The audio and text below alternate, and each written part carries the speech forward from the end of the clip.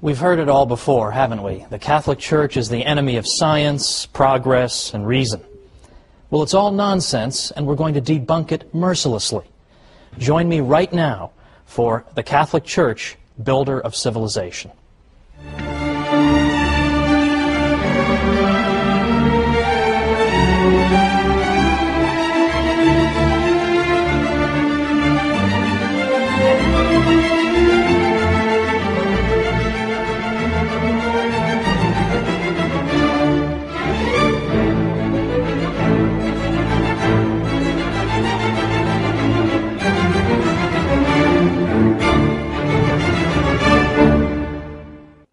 Welcome to the Catholic Church, Builder of Civilization.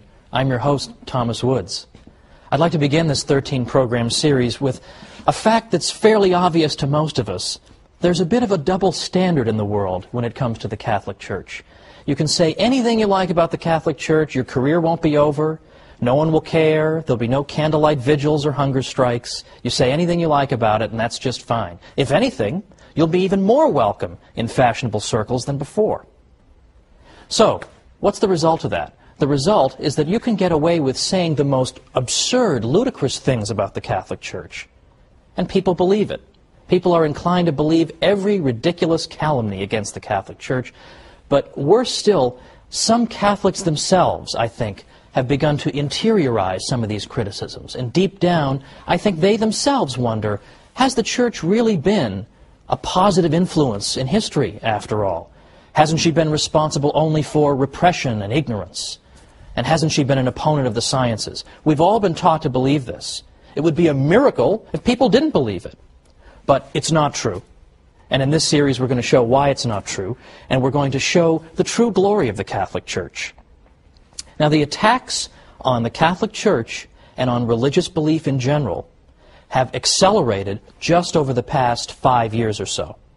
We've already seen in recent years best-selling books by Richard Dawkins and Daniel Dennett and Sam Harris condemning religious belief in general as irrational and foolish, and in effect they're saying to children in this country, your parents are stupid for teaching you the faith. Worse than that is that after the July 7th, 2005 bombings in London, what we began to see is this trend, that Islamic terrorism is now giving intellectuals an excuse to oppose all religion. The argument being that all religion is irrational, all religion can give rise to violence, so it should all be condemned. So, for example, in Scotland's Sunday Herald, we read Muriel Gray saying, "The cause of all this misery, mayhem, violence, terror, and ignorance is, of course, religion itself." And she called religion Dark Ages nonsense. For the government of a secular country such as ours, she said, to treat religion as if it had real merit, instead of regarding it as a ridiculous anachronism, which education, wisdom, and experience can hopefully overcome in time, is one of the most depressing developments of the 21st century. Now, I'll leave aside the fact that she doesn't know how to use the word hopefully correctly. That's another matter. The point is, this is our critic. Another critic, Polly Toynbee in the London Guardian, said, "It is now time to get serious about all religion and draw a firm line between the real world and the world of dreams." In the London Spectator, Matthew Paris said, "What unites an extremist mullah with a Catholic priest or evangelical Protestant minister is actually much more significant and interesting than what divides him from them." Well, these criticisms have become routine. Day in and day out we hear them. All religion is the enemy of progress. But the Catholic Church in particular is consistently viewed as the enemy of science and progress and knowledge. Consistently. Now, why is that? How did that happen?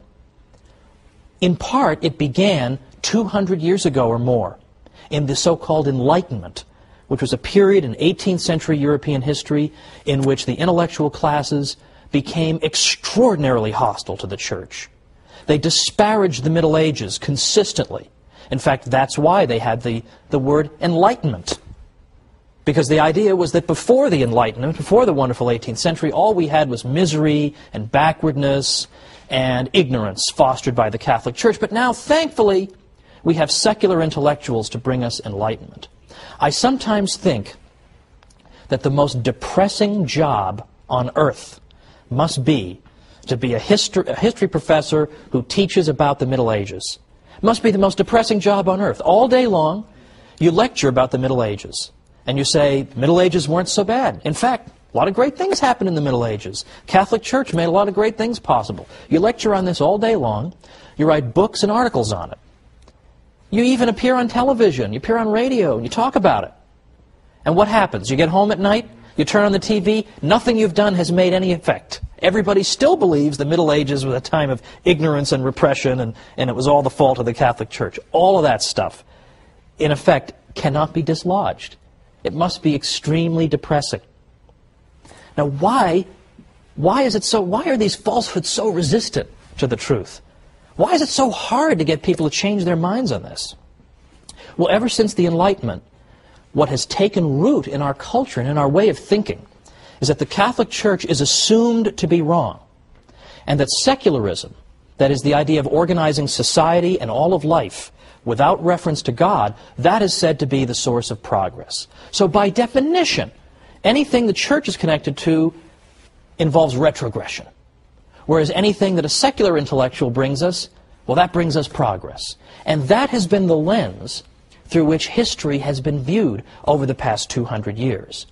That's why it's only over the past maybe 50 years that we've begun to see historians finally cracking through this nonsense and finally saying, wait a minute, not only did the Catholic Church not obstruct the sciences, she may have helped to foster them. Not only did secularists not invent the science of economics, for example, but in fact it turns out it was Catholic priests and professors who developed the ideas of economics centuries earlier, and on and on and on. But it's taken a long time to crack through this accepted idea that the Church is responsible for retrogression and ignorance. It's taken forever. Now let's think about some of these areas in which the Catholic Church has really built our civilization. I mean, I choose that word advisedly. Why is it that the Catholic Church can be said to be her builder? Well, for example, consider how we think about charity, charitable work. We think that you're engaged in charity when you help somebody without any expectation of a reward. When you do it because it's good and it's right to do it. You do it because you know that in the grand scheme of things, that unfortunate person is in some sense your equal, having been made in the image and likeness of God. And so you help that person. You don't help that person because you expect 3 years down the road to revisit him and say, remember that $15 I gave you, why don't you cough it up? Or to revisit him and say, I need votes, I need some political support, why don't you come help me? We don't do it so we can tell the whole world, hey, look at what a great guy I am, I just gave that guy $10. We don't do it for those reasons. We do it out for the reasons that I gave, purely disinterested motives. Well, where do we get that idea? That idea comes from the Catholic Church. Because in ancient Greece or Rome, if you had said, oh, I'm going to go help somebody with no expectation of any reciprocity, I'm just going to go do it out of the goodness of my heart, they would have thought you were crazy. What are you talking about, man? Much less the idea that I would pray for and even try to help my own enemies. What, are you insane? But yet today, we take this for granted as the ideal, that the good man tries to observe these principles. But again, where do they come from? They come from the Catholic Church. The Catholic Church teaches this about charity. The ancient world didn't. So here's an area in which things that we take for granted, this is the way we think, we take it for granted. Where does that come from? It comes from the Catholic Church. We'll have more to say about that in a future episode. How about the idea of rights, that I have a right to own property, or a right not to be killed, for example? Where does that idea of rights come from? Well, we've always been told that secularists in the Enlightenment, or just before the Enlightenment, came up with this idea in the 17th century. All of a sudden, boom, rights just developed. Well, that's not true either. And once again, modern research is coming to the rescue of Catholicism. I know that sounds odd. You think modern researchers, you want to run the other way. But in fact, honest professors, Catholic and non-Catholic alike, are now saying that the idea of rights goes all the way back to the 12th century and Catholic canon lawyers who gave the idea its birth. And the idea of a right simply means that I have a certain immunity to invasion by you. You can't just arbitrarily kill me or deprive me of my property, things of this nature. That's all a right is, that it would be wrong for you to interfere with me in these areas. And where does this liberating idea come from? From the heart of the Church. Or again, economic science. Did Adam Smith just think of economics in the 18th century? It all just came out of his head. He had this gigantic head, and all of economics just poured out of it. No. In fact, for the past 50 years, what have historians been saying? They've been saying that it was the Catholic scholastics, professors who taught in particularly Spanish universities, and specifically the University of Salamanca, that gave birth to modern economics. They were the founders of economics, not secularists of the Enlightenment. This is now being discovered. On the wall of my office, I have a framed picture of the University of Salamanca. Now, most people would come in and say, "What's the matter with you, man? Why would you, of all universities, pick this one?" It's because I know that this is where economics was given birth. And if you're a geek like me, you're very interested in, you love economics. But then finally, for right now, before our break, what about our commitment to reason? Don't we always pride ourselves in Western civilization on our commitment to the use of reason? That we use human reason to resolve disputes and to settle debates? Well, of course. But where does that come from? Where does that come from? That also comes from the Catholic Church. Why? Because the university system that the Catholic Church fostered encouraged debate, rigorous debate. And human reason was held up as the great arbiter to decide all these matters that are up for debate. Again, isn't that the opposite of what you're told? What we're told is that the Catholic Church is an enemy of reason. To the contrary, there has been no greater champion of reason. But it's not just reason. It's more specific applications of reason. For example, the sciences in particular. The sciences, more than we realize, owe themselves to the Catholic Church. Now, why is that? It's the opposite of what we're told, but believe it or not, historians of the past 50 years have begun to say the Catholic Church is more and more responsible for the sciences. Come on back and we'll talk about this after the break.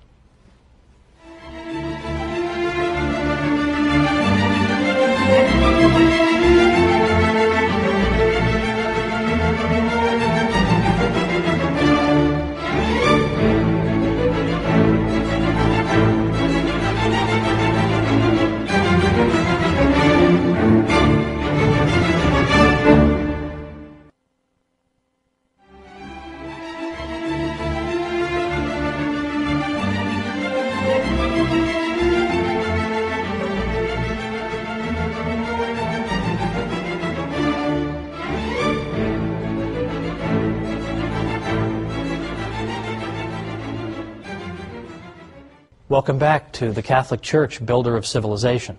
I'm Thomas Woods. Before the break, we were talking about all these areas in which the Catholic contribution to our civilization has been indispensable, but in which it's largely neglected.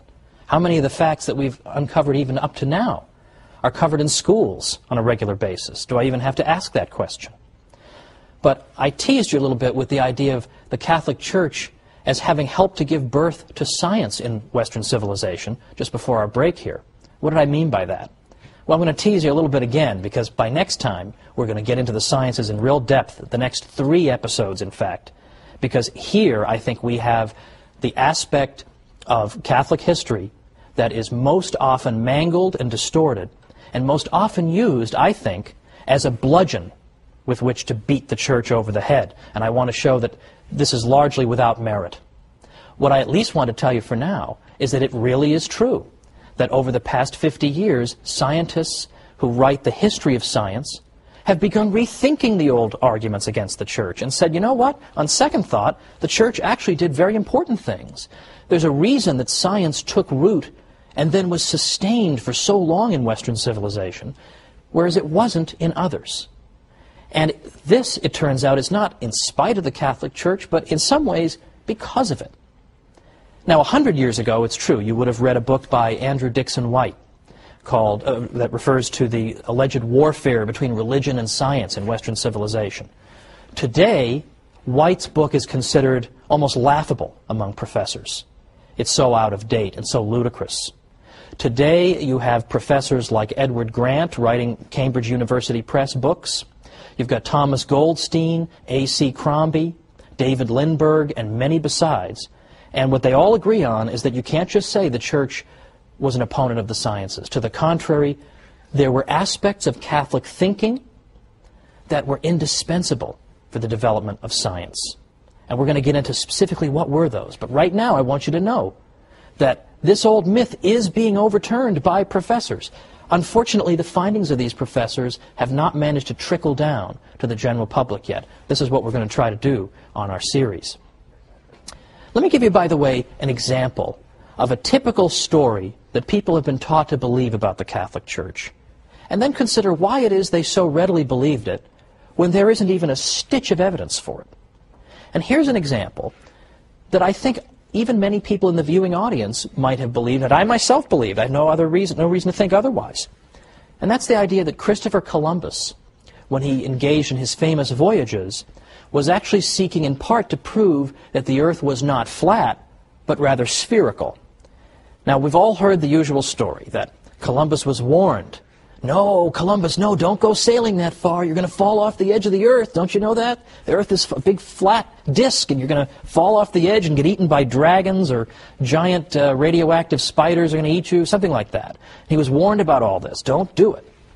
Well, he did it anyway, and this goes to show how brave and wonderful he was. Now, I don't dispute that Columbus was indeed a brave and skilled navigator. But Columbus himself, were he here today, would tell you that he was not seeking to prove the Earth was spherical. Why? Because everybody already knew it. Everybody already knew the Earth was a sphere. In effect, no educated person in Europe believed the Earth was flat. That is a myth. That's an almost absurd myth. In fact, just try to go back and find anybody in the history of Christendom who believed in a flat Earth. Just look for them. If everybody believed it, that shouldn't be so hard. And yet you can't find any examples. Well, I correct myself. You can find two examples of people you've never heard of. Lactantius, for example, from the late 3rd and early 4th centuries. He had no influence on anybody, and in any event, he was speaking more allegorically than anything else. The other person who seems to have believed it was a 6th century figure named Cosmas Indicopleustes. You ever heard of him? Neither have I. And neither had anybody in Western Europe. Cosmas wrote in Greek. By the time you get to that period of time, hardly anybody in the West speaks Greek. Pope St. Gregory the Great, for instance, who was Pope from 590 to 604, already he doesn't even speak a word of Greek. So hardly anybody could have read Cosmas. He wasn't translated into Latin until 1706. So anybody who may have taught a flat Earth had an audience of about 1 or 2 people, had no influence on anybody. The fact is, everybody understood the Earth was a sphere. The reason people were reluctant to sponsor Columbus wasn't that they were afraid he was going to fall off the edge. The reason they were afraid to do it was that they thought he had very much underestimated the size of that sphere. Columbus was saying, oh, don't worry about it. It's not a very big Earth. I'll just sail right around. I'll be right back. It'll be fine. But they were saying to him, no, the Earth is several times larger than you think it is, and you're just going to starve to death. You're going to sail, and you're going to sail, and you're going to sail, and you're not going to be any land. Well, luckily for Columbus, a couple of continents managed to spring up, quite contrary to his expectation, and thankfully for him and for his crew. But that was why they didn't want him to go. It wasn't because they thought he was going to fall off the edge. Now, I realize that is so much the opposite of what you've been told. You almost think that I must be making this up, right? I'm sure people believe in a flat Earth, but I promise you they didn't. And there's actually a whole book that was written to answer the obvious follow-up question. If nobody believed in a flat Earth, how did this myth ever get started? And the answer comes in a small book by a guy named Jeffrey Burton Russell. He wrote a book called Inventing the Flat Earth. And what he found was that it was a very, very tiny group of intellectuals in the 19th century who gave birth to this myth. And they did it because it made the Catholic Church look ridiculous. Because it made the Catholic Church look ridiculous. Because in the 19th century, there was a lot of debate and dispute with the church about Darwin and other matters. And the idea was that if we can portray the church as being so ridiculous that it used to actually teach the earth was flat, then we can show that she is an utterly contemptible opponent. So they invented this story to cast the church in an absurd, ridiculous light.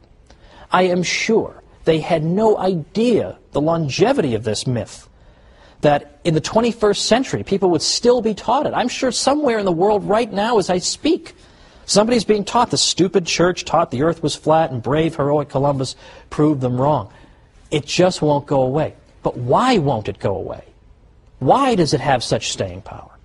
And the reason is that it feeds into this Enlightenment stereotype, right?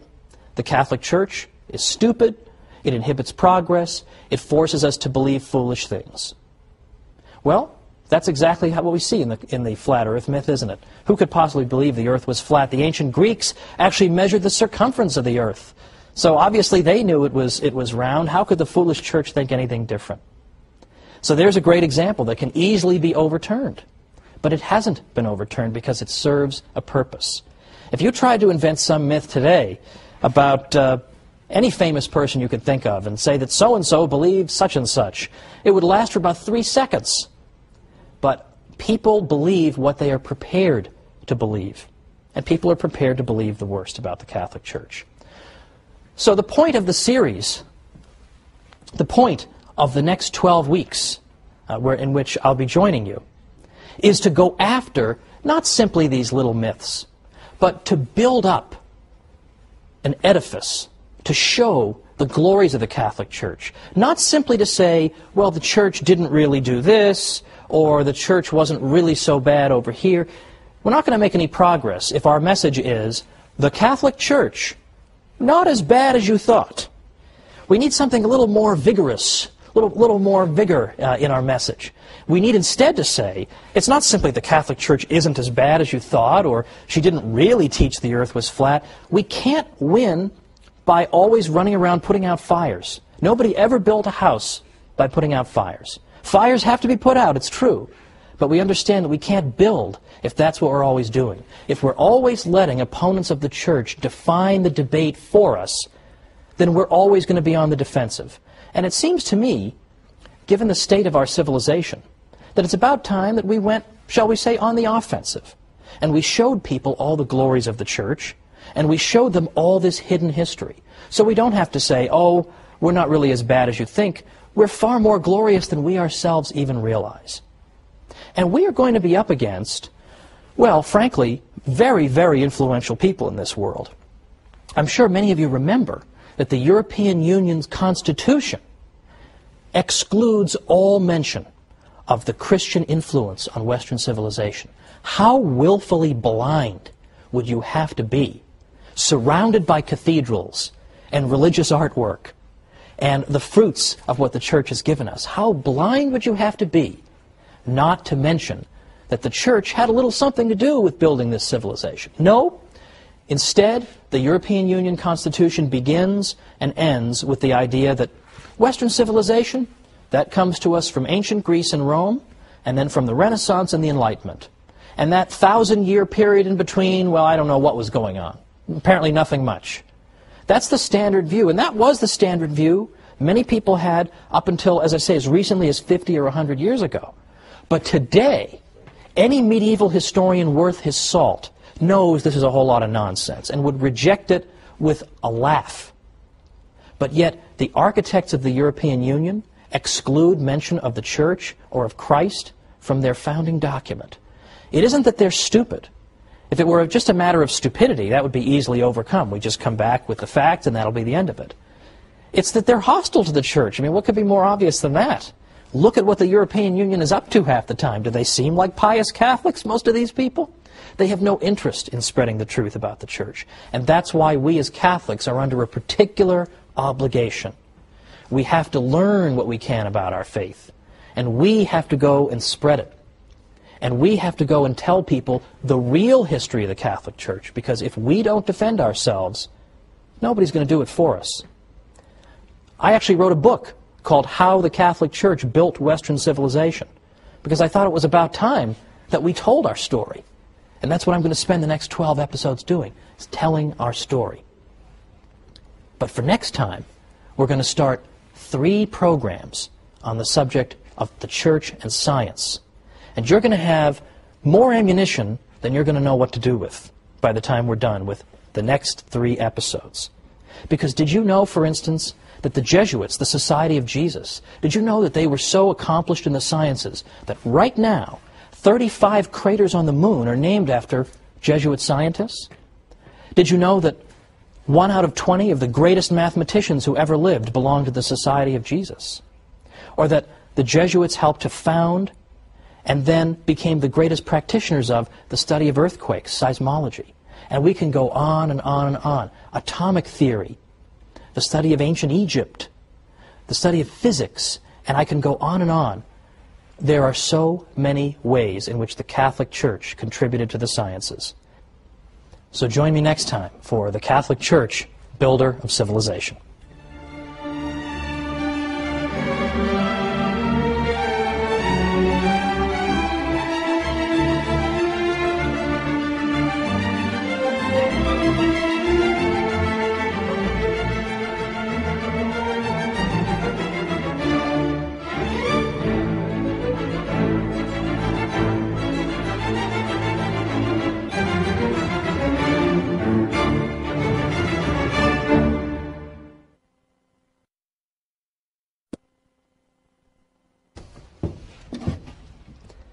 Everyone learns in school that the Catholic Church was the big enemy of science. Well, you know who doesn't believe that anymore? Professional historians of science. Join me today on the Catholic Church, Builder of Civilization, and we'll learn the truth.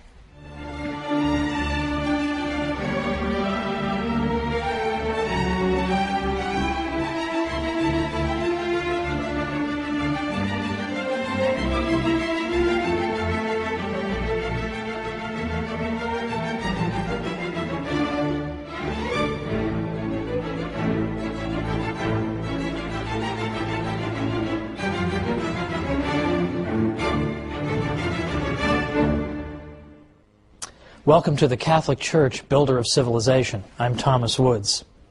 It comes as a surprise, doesn't it, to learn that the Catholic Church may have had a positive role in the development of science, right? Because we're all taught from birth the exact opposite. In school, in the media, in movies, scientists are always brave martyrs against the ignorant church that wants to suppress their findings. Well, you might be excused for this view if you lived 100 years ago, because then the dominant book on the subject was written by a fellow named Andrew Dixon White. I mentioned him in our first program because he wrote a book called A History of the Warfare of Science with Theology in Christendom. This became the defining volume on this subject. But it is full of nonsense. In fact, it turns out that in White's book, you actually read that the Catholic Church taught that the earth was flat. Now, we saw last time there is not the tiniest stitch of evidence for that.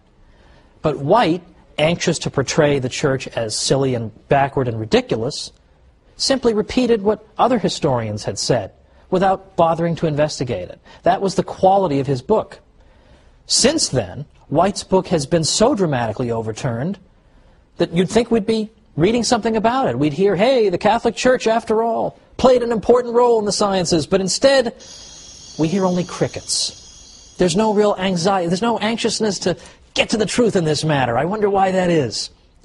Well, there are a lot of modern historians who, unlike Professor White, are still alive and who are doing work right now and who have concluded that, in fact, the Church has played at least some kind of positive role, and some scholars even go so far as to say that the Church had certain ideas that were indispensable to the development of science. That's the opposite of what we hear, right?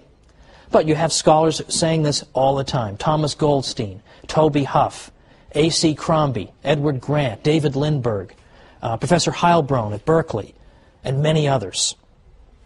So what are they saying? And how dare they say this? Don't they know the Catholic Church is nothing but an oppressor of the geniuses of the world? Well, let's look at some of the claims that these new historians are making. And by the way, they are not all Catholic. Some are Catholic, some aren't Catholic. I've deliberately gone out of my way to consult historians of science who are non-Catholic, some of whom are even anti-Catholic, in order to show that this is for real. This isn't a bunch of Catholics writing some books to make the church look good. This is the consensus among professionals today. Now, one of the most important principles that the Catholic Church contributed to the development of science comes from a biblical verse that was one of the most frequently quoted in the whole Middle Ages. And that verse is Wisdom 11:21. And that verse tells us that God has ordered all things according to measure, number, and weight. Okay, so that doesn't sound explosive right off the bat, but I promise you it is. God has ordered all things according to measure, number, and weight. What did people take that to mean? They took it to mean that the universe God has created is orderly. It makes sense. It's intelligible to our minds. It's mathematical. It's ordered according to patterns, measure, number, weight. There is something mathematical about the universe. St. Augustine, for example, said God is like a great geometer.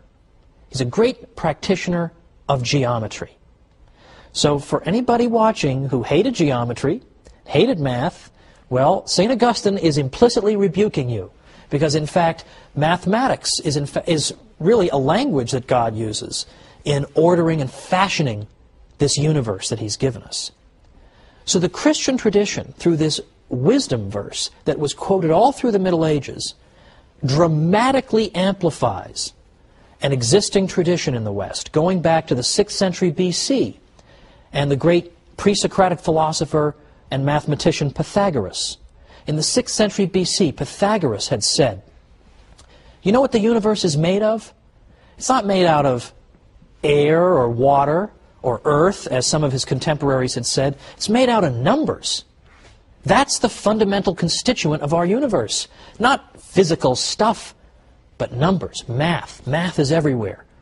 And this Christian tradition, building on Wisdom 11:21, took Pythagoras' obscure insight and in effect developed a whole civilization around it. That's pretty important. And in fact, even scientists who may not have given the matter a second thought lived in a civilization in which the orderliness of the world was taken for granted. So, for example, let's consider the gentleman who drew up for us the first periodic table of the elements, Dmitri Mendeleev. He so believed that the universe was orderly that when he began arranging the elements, and perhaps you've seen the periodic table of the elements, got all the constituent parts of our world, and they're listed according in rows, and then a series of rows creates columns, and he found that elements that were next to each other on the table possessed similar characteristics. Well, then he got to about element number 21, and there was a gap there. He couldn't find an element that should fit there. But he said, the relationships keep working if I skip number 21 and I keep going. But so convinced was he that something had to go there. So convinced was he that God couldn't have given us this universe, or that he couldn't believe we could live in a universe where there'd be a big gap on the periodic table. There had to be something that belonged there. So he predicted, well, someday we'll discover an element that goes there. I mean, what nerve the guy has to say, of course we'll find something to fit into the gap on my chart. But sure enough, what did they find? 10 years later, the element scandium was discovered. Where does it go? It's atomic number 21. So this is a key feature of our civilization. And in fact, the scientific method cannot be pursued unless you believe the universe is orderly. Because what do you do in the scientific method? What's it all about? The scientific method consists of gathering data about the world around you, and then studying that data, looking for patterns, trying to understand it, and then developing hypotheses about the data. Why do I think thus and so is occurring? And then devising experiments to then confirm or disconfirm my various hypotheses. Now, you cannot follow those steps unless you believe the universe is orderly. Because I have to be sure, I have to have a confidence that if I run the same experiment multiple times under the same conditions, I will get the same results. Now, if I live in a disorderly universe, I have no right to expect that. Maybe 6 times when I drop something, it will fall to the ground, but maybe the 7th time, the object will turn into Elvis. How do I know? If I don't live in an orderly universe, I have no right to expect that. And if I don't live in an orderly universe, I can't even begin to do science. I can't even begin to find patterns in the universe if I don't expect them to be there. This is essential for science. And in fact, Albert Einstein even said, it's a miracle that the universe is orderly. We have absolutely no right to assume that. And in fact, many civilizations did not assume it. They did not assume it. Ancient Babylon, for example, the Babylonians did not assume the universe was orderly. It was completely chaotic. Did science get started among the ancient Babylonians? The question answers itself, doesn't it? So these are essential points. These are essential points. That the universe is orderly and mathematical. Now, that does not mean that the universe is so orderly that God can't perform miracles, that would somehow violate the order of the universe. Of course, as Catholics, we believe in miracles. God can perform miracles. Of course we believe that. But understand what that means. You can only recognize a miracle if it takes place against a backdrop of order. If we lived in a completely chaotic universe, recognize a miracle if it takes place against a backdrop of order. If we lived in a completely chaotic universe, how could we recognize a miracle? Everything would be a miracle. Everything's crazy and chaotic and doesn't follow any laws. So we recognize God's miracles because He performs them within a universe of order. St. Anselm very helpfully clarified this point. He said that God has His absolute power, or potentia absoluta for you Latinists, and His ordered power, or potentia ordinata.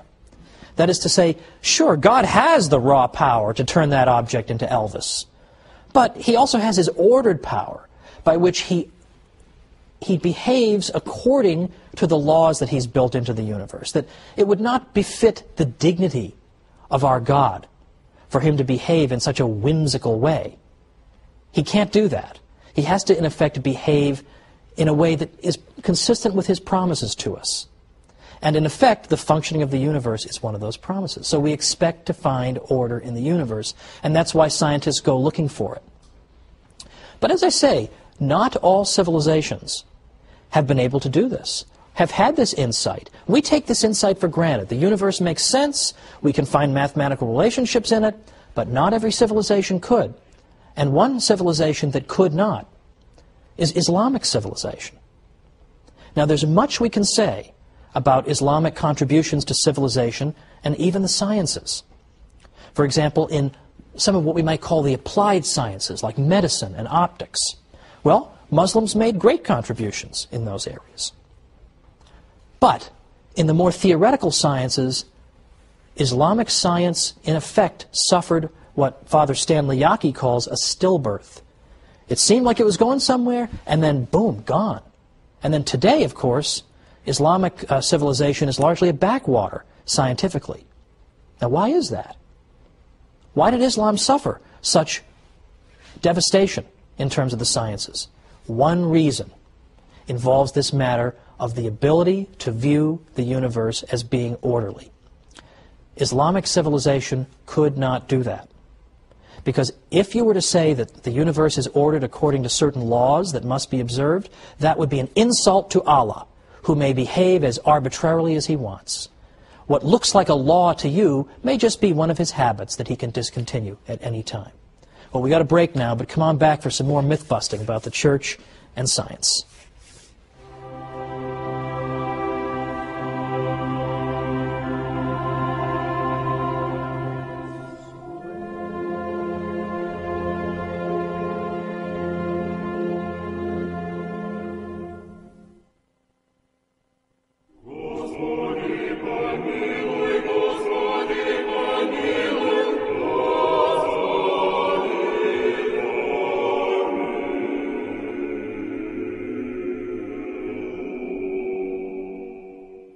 Welcome back to the Catholic Church, Builder of Civilization.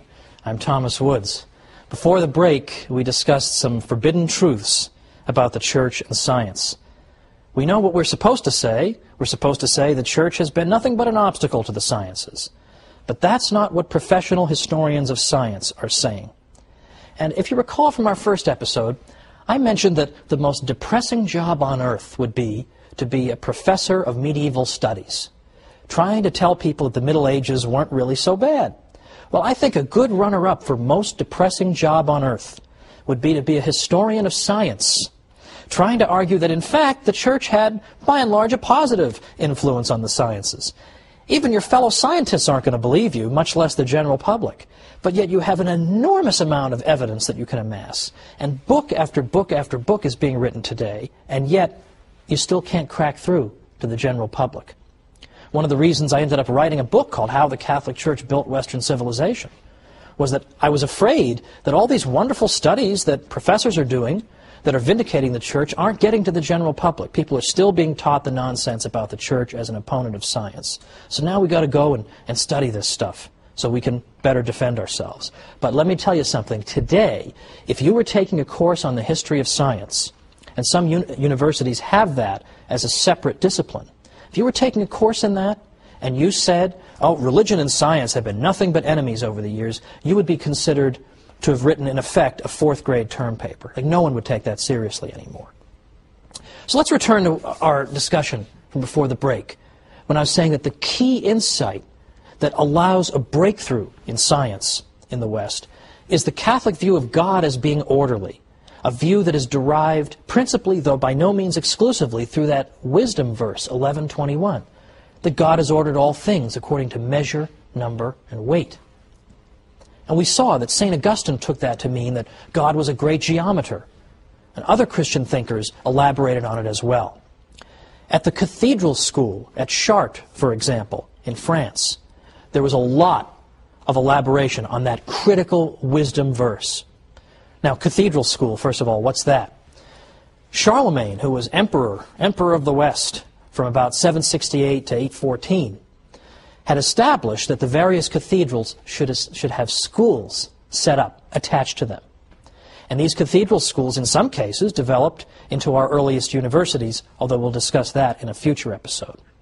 But at the cathedral school at Chartres, those scholars seized upon Wisdom 11:21 and took it to mean that if we want to understand the universe, we must understand it quantitatively. That's a fancy way of saying that if we want to understand the universe, we have to understand it through math. Well, that is actually an extraordinarily modern idea. The cathedral school at Chartres was really at its peak perhaps in the 12th century, and yet it's got this fantastically modern idea that at least at some level, the universe can and should be understood mathematically if we want to understand its workings and predict how it will behave in the future. We have to understand it through math. And they interpreted Wisdom 11:21 to mean just that the universe is mathematical and we understand it that way. Because the cathedral school at Chartres spread this idea far and wide, that the universe is mathematical and should be understood through math, they are increasingly given credit as having helped to launch the scientific revolution centuries before it really began to take place in the 17th century. In addition to that, the scholars at Chartres took for granted that God was orderly and had built natural laws into the world, and that if we want to understand how the world works, we first use our natural reason. And only when our natural reason breaks down do we then say we are faced with a miracle, we're faced with something supernatural, and we refer this to God. But the Chartres scholars were convinced that God has given us our reason for a reason. That we're not cows, we're not aardvarks, we're not ants. We have the ability to think and to draw cause and effect conclusions and relationships. Why would God give us this faculty unless we were meant to use it? And we become true human beings only when we use the unique gift that human beings alone possess, which is reason. So, for example, one scholar at Chartres said, "It is through reason that we are men.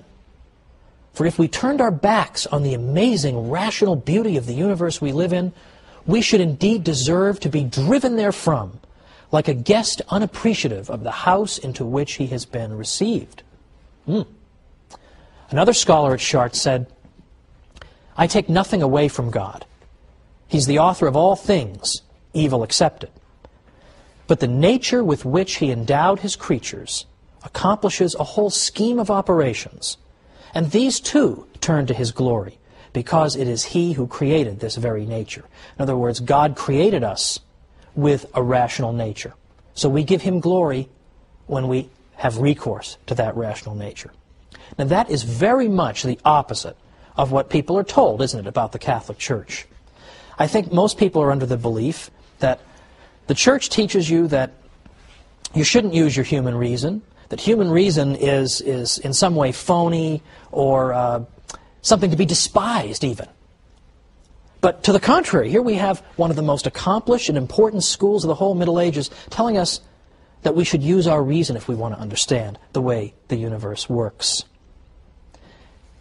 Now, from that, I return to the point that Chartres emphasized the mathematical nature of the universe, and in doing so, they gave birth to a central modern idea, that if you want to understand physical relationships and how the physical universe operates, you have to explain it mathematically. You have mastered the universe only when you have unlocked its mysteries through the language of mathematics.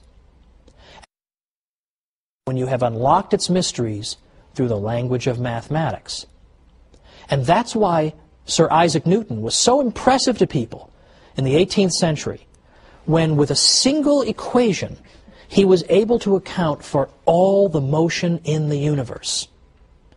That was an extraordinarily elegant explanation of a seemingly complicated problem. All the different kinds of motion could be reduced to one equation. And so in the sense in which we're speaking of, he understood the universe because he was able to take disparate phenomena that are all different kinds of motion, but yet account for them all with one simple, elegant mathematical equation.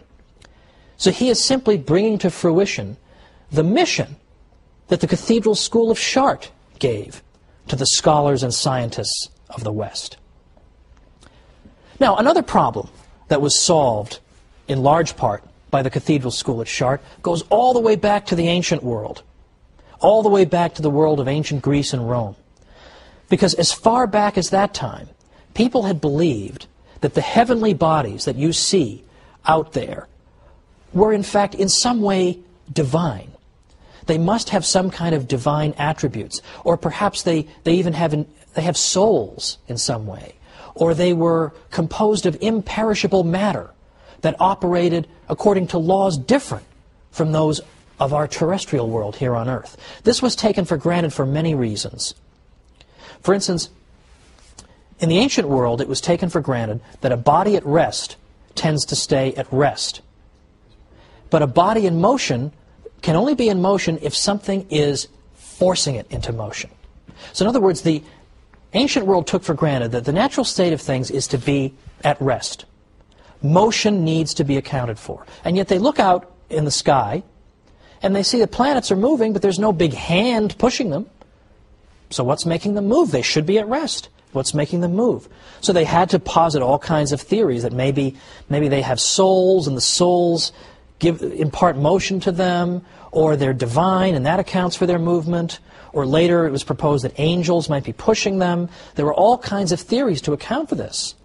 But it was taken for granted that there must be different rules governing motion in outer space and governing motion on Earth, because what's going on? Why do they keep on moving? They just couldn't figure it out. These things must be fundamentally different from the things on our Earth.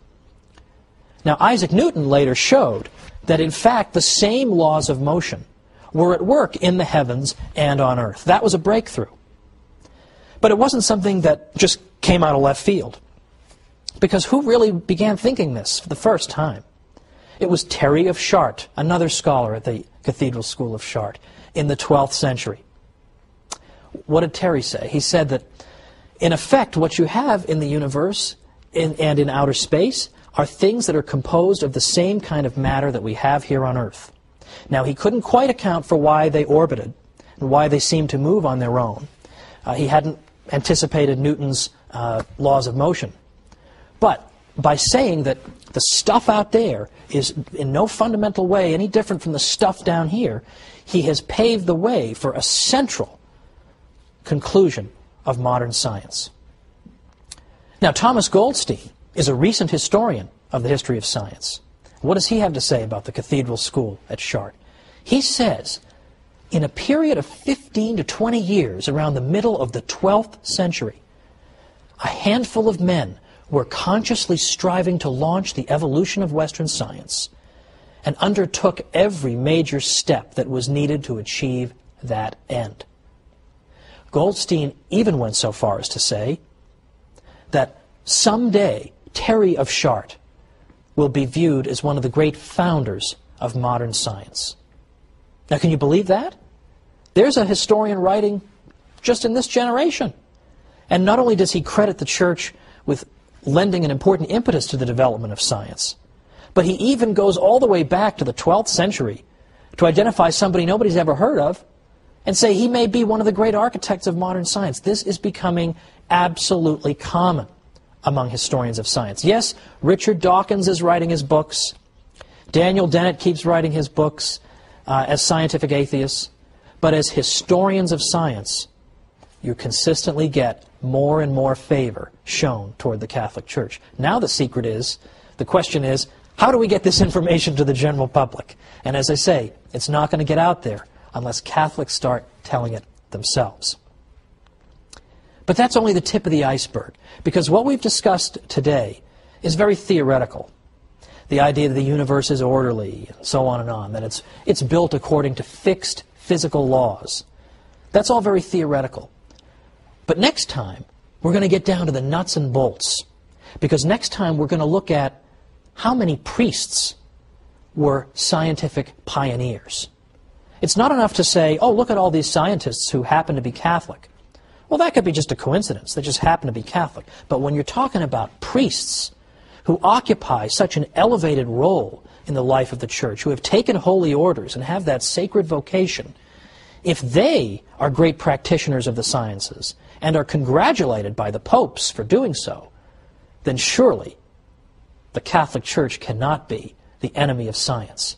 So let's look at these great scientific heroes in the Catholic Church next time when we come back once again for the Catholic Church, builder of civilization.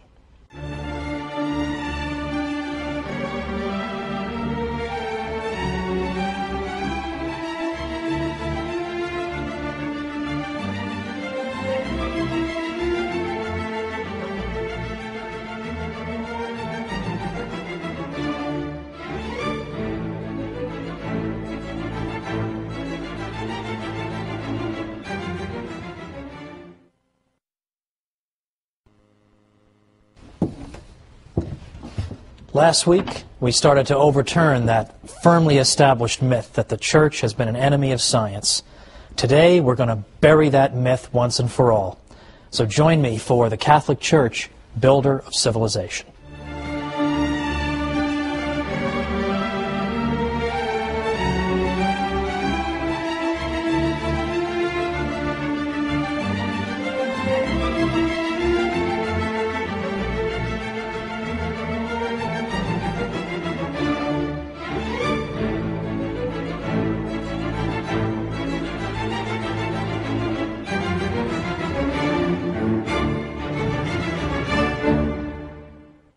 Welcome to the Catholic Church, builder of civilization. I'm Dr. Thomas Woods. Last time, we engaged in some myth-busting. We looked at things everybody knows. The Church is an enemy of science, right? Everybody knows that. We're all taught that in school. What we started to see was that modern professors who actually do this for a living are starting to say something like the opposite. They're starting to say, we need to be fair to the Catholic Church and give her her due in the development of science in the Western world. And some have gone so far as to ask the truly forbidden question, is the development of science in Western civilization something that may have occurred because of the Catholic Church rather than in spite of it, as we're so often told? Last time we placed particular emphasis on a central teaching that modern science takes for granted, namely that the world we live in makes sense. You can understand it. You can expect to find patterns in it if you investigate it. You can expect to find mathematical relationships if you investigate it. In fact, you can hope to reduce the phenomena of nature to some kind of mathematical formula so as to understand it better and predict it better. Well, where did this crazy idea come from? It came right out of the Bible with Wisdom 11:21 that tells us that God has ordered all things according to measure, number, and weight. And we saw that the early church fathers, the cathedral school at Chartres, and others besides took this to mean the universe makes sense, so let's go find out about it. Let's go study it. Let's go use the scientific method, gather data, formulate hypotheses, and then test those hypotheses. You can't do any of these things unless you already believe the universe makes sense and is orderly and follows consistent laws. And that idea comes from the Catholic Church, because the Catholic Church insists that God is a God of order, and He's a God who has built patterns into our universe that we can discover using our minds. Science is impossible without this fundamental insight, and I gave examples last time of civilizations who, lacking that insight, also lacked science. This time, we're going to talk a little bit more about specifics. We're going to name names today. We're going to look at specific people who were Catholics who pioneered in the sciences. And specifically, we're even going to look at people who invented things and who made discoveries that we take for granted today, but that are typically forgotten or left out of the standard textbook treatment. So, for instance, I don't think it's particularly well known that 35 craters on the moon are named after Jesuit scientists and mathematicians. I also don't think it's particularly well known that when you look at the history of mathematics, a great many of the greatest mathematicians who ever lived were Jesuits. People don't realize that. Is that taught in school? Not usually. But it's very interesting that in the early 19th century, when an early historian of mathematics set about chronicling the 300 or so greatest mathematicians of the previous 27 centuries, so going back to 900 BC, and then going to his day about 1800 AD, those 27 centuries, he found that of the 300, about 5% were Jesuits. Now, consider how significant that is. The Jesuits were around for only little over two of those 27 centuries. Because the Jesuits, remember, were founded in 1540, and then they were suppressed briefly in the 1770s. So a little over 2 centuries, and yet still, in an impartial compilation of the greatest mathematicians of all time, it turns out that 1 out of every 20 belongs to this single order of Catholic priests. Well, again, rather significant, is it not? But we'll leave even the Jesuit accomplishments to the side now. Let's mention Roger Bacon, a great 13th century figure. Roger Bacon was a Franciscan who taught at Oxford and who's been considered a forerunner of the scientific revolution. Roger Bacon emphasized the importance of experimentation and observation. These are the key aspects of modern science, that we don't simply rely on what other people have said. Well, Aristotle was really smart, so we'll just sort of more or less go with him. We have to verify scientific conclusions on the basis of either our own observations or on the basis of experiments by people who are carrying them out according to the sound principles of scientific method. Now, Roger Bacon consistently emphasized this, and he said, without experiment, nothing can be adequately known. An argument proves theoretically, but does not give the certitude necessary to remove all doubt. Nor will the mind repose in the clear view of truth unless it finds it by way of experiment. Well, there is a scientific turn of mind right there with Roger Bacon in the 13th century at Oxford. Among other things, Roger Bacon identified the following as obstacles to the transmission of truth: uninstructed popular opinion and long-standing but erroneous custom. Well, all of these, both of these things, I think, the church is usually accused of encouraging. Well, you're just going along with what people say, or you're trying to form what they think. you're trying to get them to believe crazy superstition.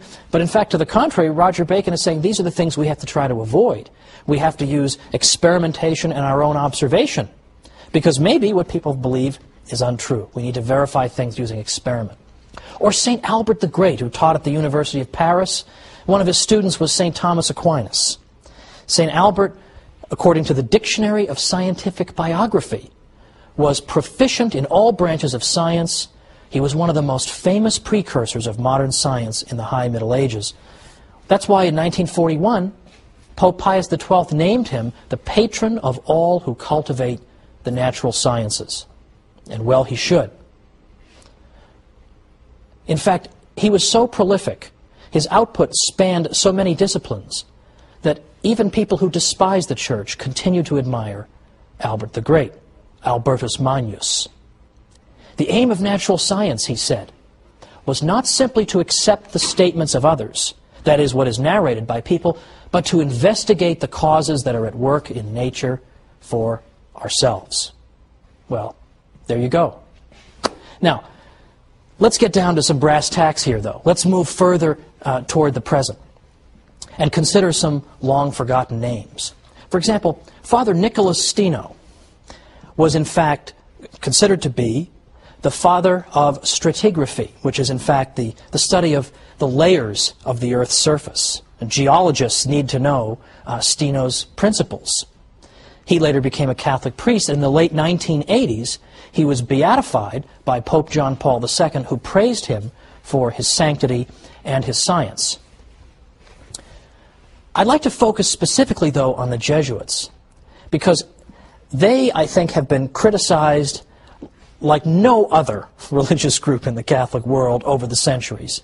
They've been thrown out of countries, they've been banned, they've been suppressed, they've been imprisoned, they've been killed.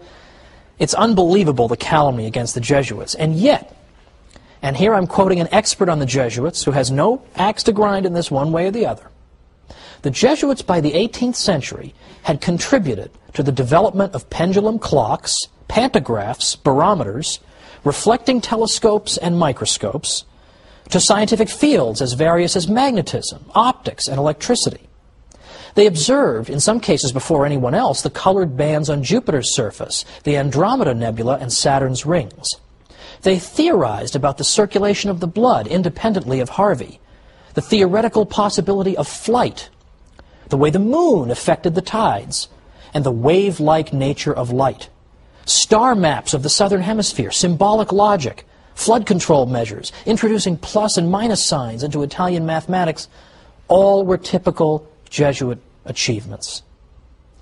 Now, I'm sorry to sound like a broken record, but how often are students taught this in school? Broken record, but how often are students taught this in school? Never. It's not like they're taught it a little, or once in a while they hear about this. They never hear it. They never hear it. I've never seen a Western civilization textbook that takes note of this phenomenon. Not one. And believe me, over many an anguished night when I was a professor in New York, I would search through Western Civ textbooks, one after the other. Which one of these can I assign in good conscience? And it was hard to find any.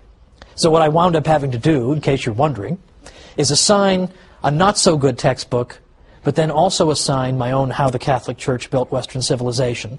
And I took some comfort in knowing that, okay, maybe the students won't read my book, but these are the same students who won't read the textbook either. And so one encouraging thing about the fact that we live in a world in which students don't read is that they won't be reading the propaganda either. And so it'll be easier for me to de-brainwash them, because they won't be reading anything. They won't be reading anything to contradict that. They'll actually finally get to hear the truth for a change, unmediated.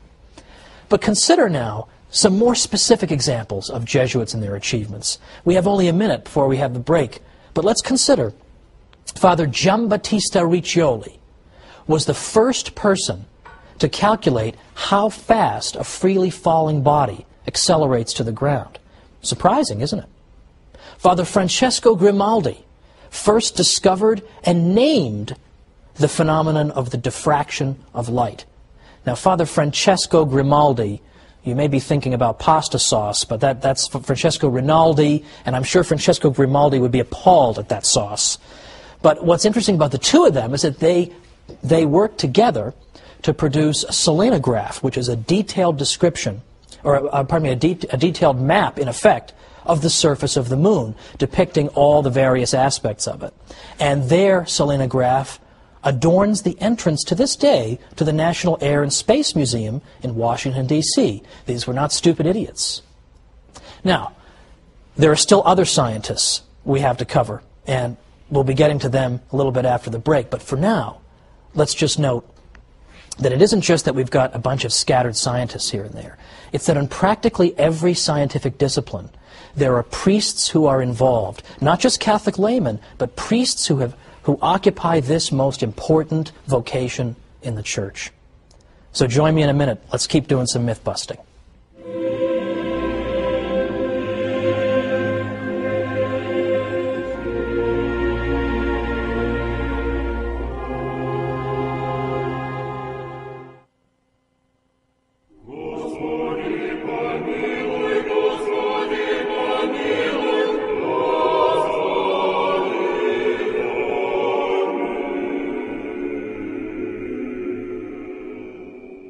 Welcome back to the Catholic Church, Builder of Civilization. I'm Thomas Woods. We've been looking today at unknown and forgotten Catholic scientists who were not simply Catholics, but who were Catholic priests.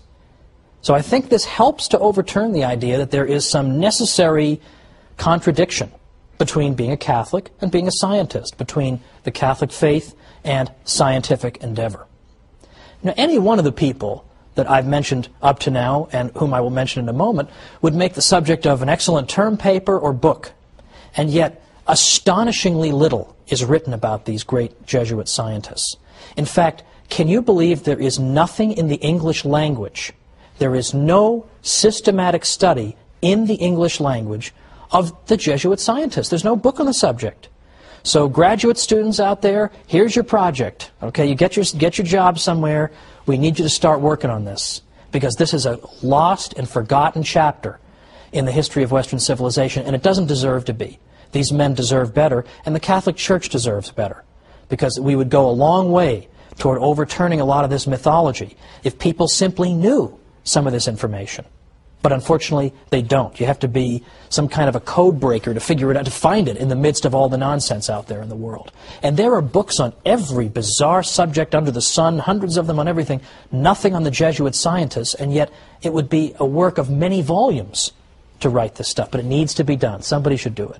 I don't want to do it. It would take too long, and I don't have time, but I want somebody to do it. It's an important project. Let's consider another Jesuit in the modern period, Father Athanasius Kircher.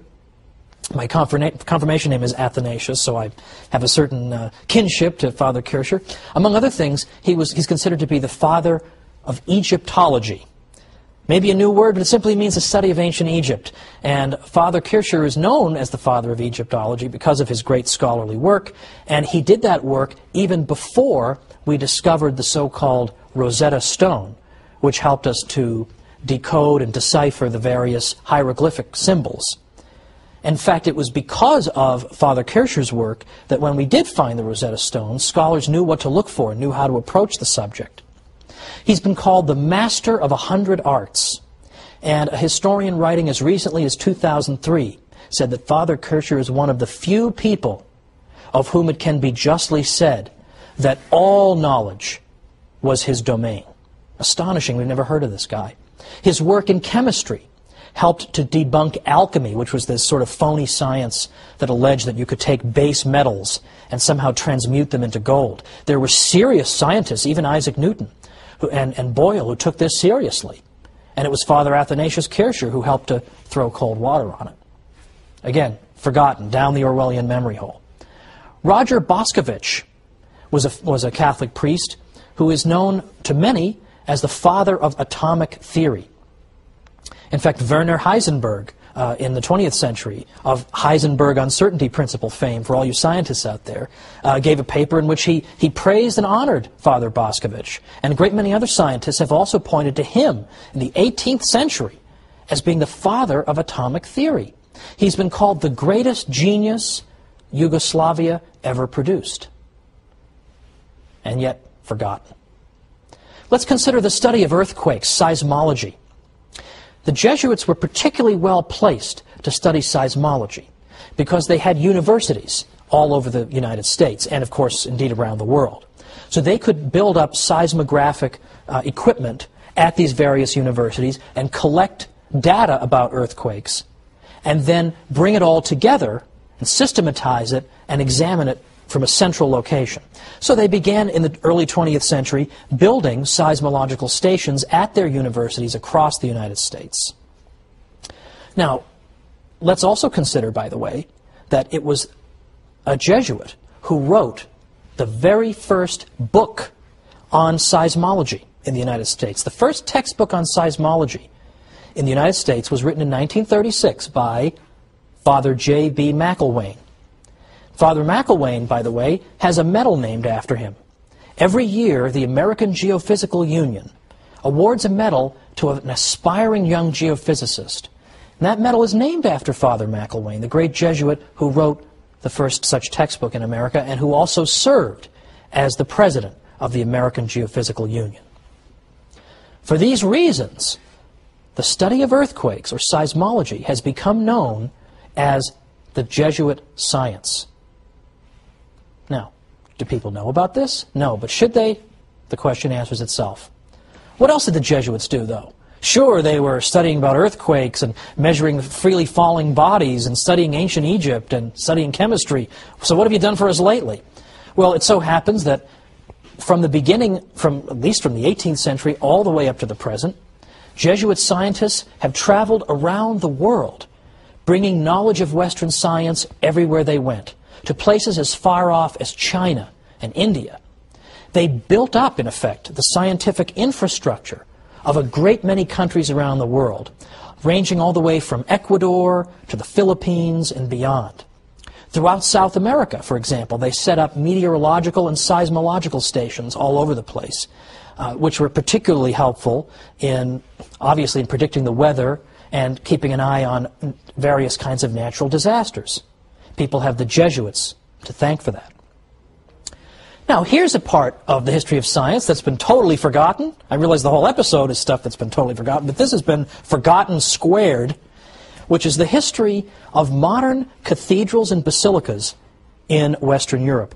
It turns out that a good number of these cathedrals and basilicas were actually built to function not only as cathedrals and basilicas, but also to function as solar observatories. It turns out that from the 17th and 18th centuries onward, there was no better mechanism anywhere in the world, nothing more precise, better mechanism anywhere in the world, nothing more precise than these cathedrals and basilicas for measuring the perceived motion of the sun. And they were constructed so that you could observe the sun's apparent movement on the floor using various shadows and the like. Well, this is extremely significant because, in fact, modern astronomers were able to use these precise instruments in order to verify important theories about planetary orbits. For example, it was a Catholic astronomer named Giovanni Cassini who used the Cathedral of San Petronio in Bologna, in the heart of the Papal States, where the Pope lives, the Pope who's supposedly discouraging the sciences. It was in that basilica that this Catholic astronomer Cassini used the mechanism of this basilica to in fact verify Johannes Kepler's theories of planetary motion. That was done in the Papal States in a Catholic basilica by a Catholic astronomer. And Kepler himself, by the way, who was not a Catholic, nevertheless consistently observed that his favorite scientific correspondents were Jesuits, were Catholic priests, because they were so knowledgeable. They understood what he was talking about, unlike most of the world. Again, these are forgotten chapters, but they don't need to be. And they're starting to be brought out little by little. Isn't it interesting that it was a professor at UC Berkeley? University of California at Berkeley is not exactly known as being a big cheerleading institution for the Catholic Church. We'll put it that way. But Professor Heilbronn there wrote a book, about 5-6 years ago, called The Sun in the Church. And he told the story, this forgotten story, about the use of cathedrals and basilicas in the advancement of our knowledge of astronomy. In fact, Heilbronn went and said that there is no institution anywhere on Earth that had done more for the advancement of astronomy or contributed more resources to this study than the Catholic Church. Now, in large part, the Catholic Church did that because we wanted to be able to predict equinoxes, for instance, so that we could establish when Easter should be celebrated and establish it far enough in advance that we could enjoy a 40-day period of penance in advance, namely Lent. But nevertheless, once they're built, scientists begin to use them, Catholic scientists, and advances science. A totally forgotten chapter finally being brought forth by a figure, as far as I know, isn't Catholic at all, but just is interested to recover important work and discoveries that, for one reason or another, we've forgotten about. Now, the objection in the back of people's minds, and it's an understandable one at this point, is, what about Galileo? Because you can talk all you want about all the wonderful things the Church did for science in general, and astronomy in particular, but what about Galileo? I mean, wasn't he tortured, and didn't they try to kill him or something because he disagreed with the Church? But that is part of a mythology that, let's say, is extremely difficult to dislodge from people's minds.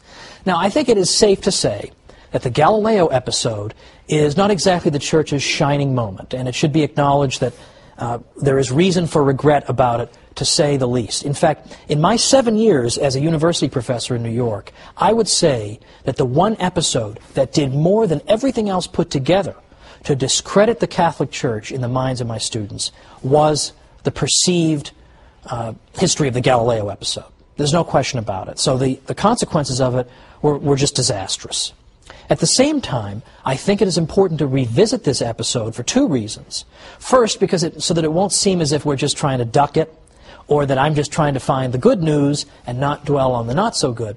But secondly, because I think the standard telling of the Galileo story is incomplete, or is unfair, or is one-sided.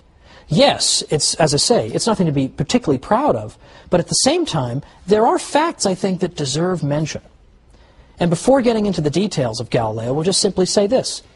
Galileo was a genius and had much of importance to say, but his central thesis, that in fact the Earth orbits the Sun rather than the other way around, could not be established in his day to the satisfaction of all thinking people. I think the assumption is that if you thought that the Sun went around the Earth in the 1600s, you must be some kind of a dolt. You know, you need to be smacked in the face or something. What's the matter with you? Don't you study science? But in fact, those who believe that the Sun went around the Earth in the 17th century, in some ways, still had the better of the argument. They had important arguments to advance against Galileo that he himself could not answer. In fact, if you raised them to Galileo, he'd pretty much have to say, hey, look over there, and then run away, because he's got no answer for them. So next time, we're going to take our time and go through this Galileo case step by step, see what really did happen to him, what didn't happen to him, and we'll look at the arguments that were used. And I'm going to give a detailed explanation of the arguments that people who disagreed with Galileo made, to show you they weren't stupid, they weren't just ignorant religious people. They were making arguments that had gone unanswered since the days of Aristotle. And they were explaining that if you're going to say that our interpretation of the Bible up to now, which some people thought said that the Sun was going around the Earth, you're going to tell us that's wrong, the science better be absolutely ironclad, true, and proved for sure. But it wasn't, and Galileo did not get the better of the argument. So that's where we're going to pick up next time. Let's look at Galileo and see what really happened next time on the Catholic Church, Builder of Civilization. Thanks.